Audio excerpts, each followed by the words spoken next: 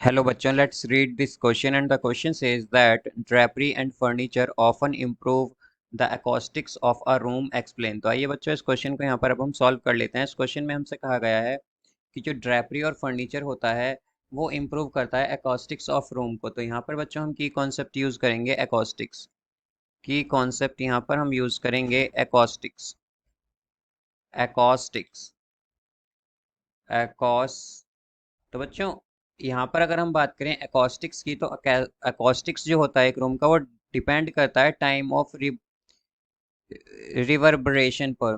Acoustics जो होता है एक रूम में वो डिपेंड करता है टाइम ऑफ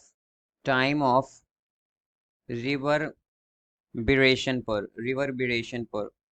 तो यहाँ पर बच्चों टाइम ऑफ रिवर्बरेशन जो है बेसिकली इसे हम बोलते हैं या इसे हम कह सकते हैं ये बच्चों एक तरह से मल्टीपल रिफ्लेक्शन ऑफ साउंड होता है या परसिस्टेंस ऑफ साउंड हम इसे बोल सकते हैं।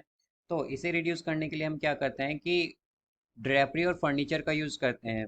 और ड्रैपरी का मतलब होता है बच्चों यहाँ पर जैसे कि फॉर्म के क्लोथ्स वगैरह हम जैसे थिएटर्स में जो सिनेमा हॉल्स वगैरह होते हैं तो वहाँ पर क्या होता है कि सीट्स जो होती हैं हमारी जो या चेयर्स होती हैं उन पर फोम के कवर लगाए जाते हैं ताकि जो टाइम ऑफ रिवर्बरेशन हो वो रिड्यूस हो या फिर हम कहें कि साउंड एब्जॉर्ब हो जाए उन सब में।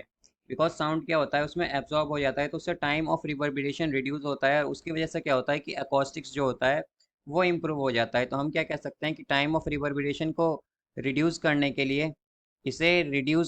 हम क्या करते हैं, इसे रिड्यूस करने के लिए हम यूज़ करते हैं ड्रेपरी और फर्नीचर का ड्रेपरी ड्रेपरी और फर्नीचर का। बिकॉज ड्रेपरी जो होते हैं बच्चे काफ़ी सारे कुशंस वगैरह होते हैं और या फिर हम कहें कि फॉर्म के कवर वगैरह होते हैं या क्लोथ्स वगैरह होते हैं।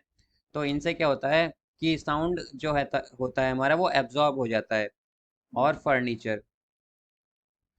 फर्नीचर तो इससे क्या होगा बच्चों हमारा टाइम ऑफ रिवर्बरेशन रिड्यूस होगा और टाइम ऑफ रिवर्बरेशन अगर हमारा रिड्यूस हो जाएगा तो हमारा जो यहाँ पर बच्चों एकॉस्टिक्स है वो इससे क्या होगा, इम्प्रूव हो जाएगा। तो एकॉस्टिक्स क्या है वो इम्प्रूव होगा, एकॉस्टिक इम्प्रूव हो जाएगा। तो हम क्या कह सकते हैं कि एकॉस्टिक्स को मेंटेन इम्प्रूव करने के लिए हम टाइम ऑफ रिवर्बरेशन को रिड्यूस करते हैं बच्चों पहले, और टाइम ऑफ रिवर्बरेशन को रिड्यूस करने के लिए हम ड्रेपरी और फर्नीचर का यूज़ करते हैं और उससे क्या होता है कि एकॉस्टिक्स इम्प्रूव हो जाता है। तो हम कह सकते हैं कि अकॉस्टिक्स को रिड्यूस करने के लिए इम्प्रूव करने के लिए बेसिकली हम ड्रेपरी और फर्नीचर का यूज़ करते हैं। So I hope you understood it well. Best of luck. Thank you.